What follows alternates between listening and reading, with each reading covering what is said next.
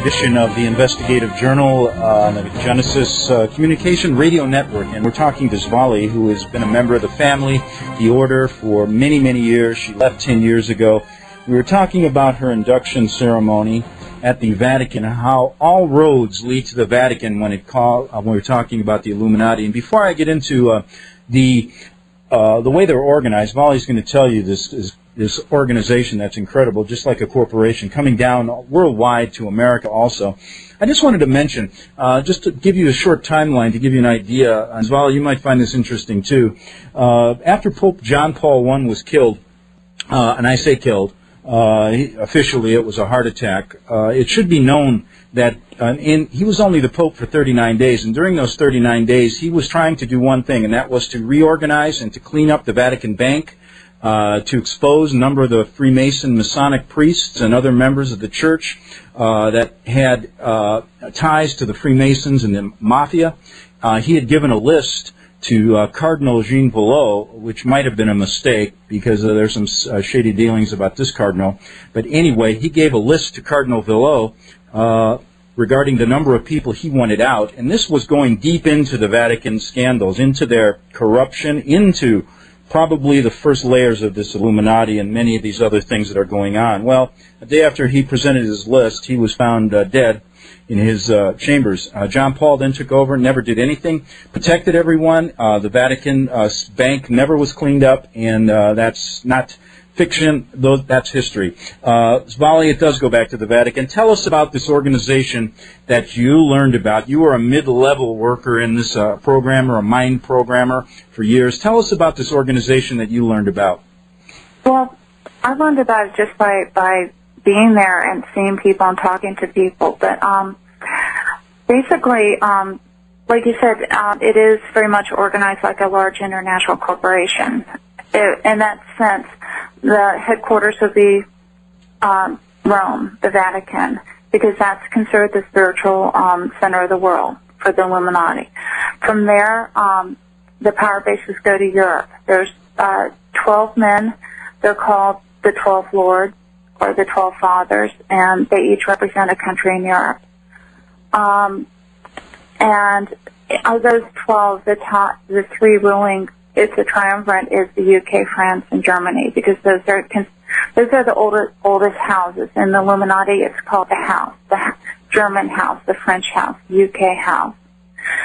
From there, America was considered a mission field, and so it was basically in the 1600s, the first Illuminists started coming over, and they established their power base in Pittsburgh, Pennsylvania. Now it's considered the spiritual center for the Illuminati, and from there, they divided the U.S. as time went on, and as it became developed into 7 regions. The East Coast, but the 2 huge divisions for the group are the East Coast region, which is east of Mississippi, and the West Coast region, which is west of the Mississippi. Spiritual headquarters for East Coast are Pittsburgh, but the administrative headquarters are in Alexandria, Virginia. On the West Coast, the spiritual headquarters are Portland, Oregon, and the administrative headquarters are San Diego, California. Now, you originally were in Virginia, then you moved to San Diego, correct? Yes. I was first affiliated with Alexandria and then with San Diego. You know, you said that Pittsburgh was, I've heard that too, Pittsburgh, the spiritual capital. Was interesting to note that George Bush, right after he was elected, traveled to Pittsburgh and gave a huge speech to a Masonic lodge there. Find that interesting. Yeah. Well, it's not coincidence. And then underneath the regional councils, as they were, well, there's a national council for the U.S., of course, over all of them, 13 men, and under them are the regional councils. And underneath the regional councils, then you have your local councils. And underneath your local councils are going to be your what they call sister groups, or what most people consider covens. That's the lower levels, the ones carrying out some of the MK Ultra programs, other things like that. Well, yeah, but they use a lot of the principles of MK Ultra at many of the levels, I mean, these people are well versed in every aspect of behavioral science, physiology, human anatomy and physiology. I mean, they're considered the scientists, as it were, of the occult world. Because yeah, go ahead. I mean, they study it. They know it inside out, and they use it and apply it. Now, you were a mid-level trainer. You moved up the ranks quickly. Tell us a little bit about what, when you became an adult, I believe it was 22 years old, you began working as a trainer, a mind programmer. Tell us what this is all about. And you're working specifically with members of the organization, correct? And in your capacity, members of the military in San Diego. Well, I actually started as a trainer when I was much younger. I started by the time I was 7, I was being mentored in my role. At the age of 12, I did become a full trainer, but I became a head trainer and sat on the regional leadership council at the age of 22. That's when I was overseeing other trainers and mentoring them and teaching them. Yeah, I know a lot of people are probably thinking, and I did it first, how do you manage this? You have a life, you are a wife, you are also married to someone in the same group. Tell us a little bit how this works, because I know you grow up with a lot of mind control, and we don't have time, I don't think, to go into specifically how they trained you as a youth, and I still think you feel some of the effects of it, as you were saying. But when you get to a point of working for this group, how do you manage both your day life and your night life, which was with the Illuminati mostly in the wee hours of the morning? Go ahead.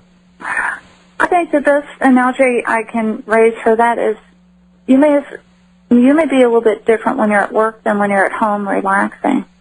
Because most people learn to some degree to compartmentalize the different parts of their life. The only thing is when you're a group like this, you learn to compartmentalize to a much greater degree.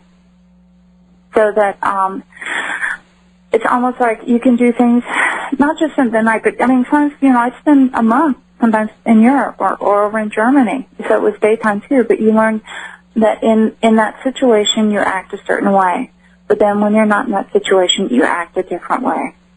So why are they so concerned about their children? I mean, they seem to be very concerned about how you grew up and others in your same role, about, why are they basically involved in so much of this training that, to me, like you were involved in the 12 disciplines, all this other stuff. Tell me what their mindset is. I think if you were to ask them, they would say that they're helping the child develop their potential. They don't see it as evil or what they see is helping the child develop their capabilities, because all the training has a goal. They don't just sit there, I'm going to do something that's painful just to hurt you. I mean, they will do something painful because they're trying to induce an experience in the child. They believe it's inducing enlightenment. Does that make sense? Good. We're going to, it makes sense. We're going to continue with that in the second half hour. Get into some of the different areas the Illuminati has infiltrated in our country. It's your knowledge on the Genesis Communication Radio Network.